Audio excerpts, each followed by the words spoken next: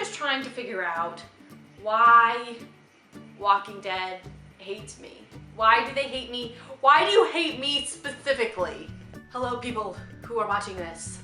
My name is Sammie, and I'm here to talk to you about last night's episode of The Walking Dead. Look, I am not happy I have to do this. I'd rather not, but you know what? Maybe this will kind of serve as some sort of therapeutic session for me. Alright, so we gotta talk about a couple of different things. Like, I'm trying to get my mind together to wrap around what just happened. Obviously, the things that happened at the very end of the episode are the most talked about.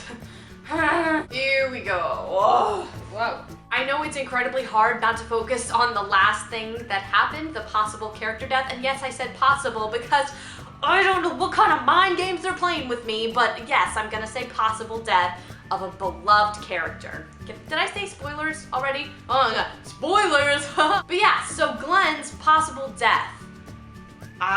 Please feel free to talk in the comments about what your theory is. Is Glenn alive? Is Glenn dead? I don't know, but let's talk about the rest of the stuff right now. Nicholas almost being a redeeming character was probably the most frustrating thing in this whole series. I mean, Nicholas tried to kill Glenn, which was obviously horrible. That got us off on the wrong foot right away. He did kill Noah, inadvertently, obviously. But Glenn, because of his character, decides to let him live, and that is ultimately what is the downfall of Glenn, or the supposed downfall if you want to play that route.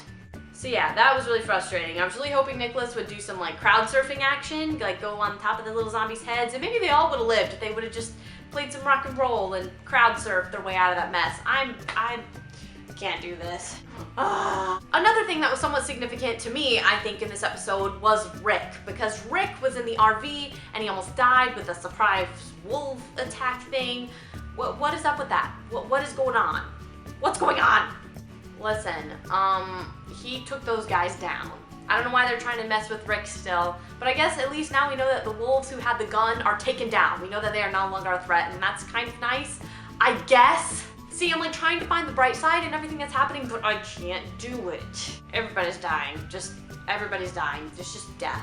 And obviously, we apparently need to talk about Glenn's supposed question mark death. Like, is he dead or not? Okay, I initially saw the scene, so he's grabbing Gabriel.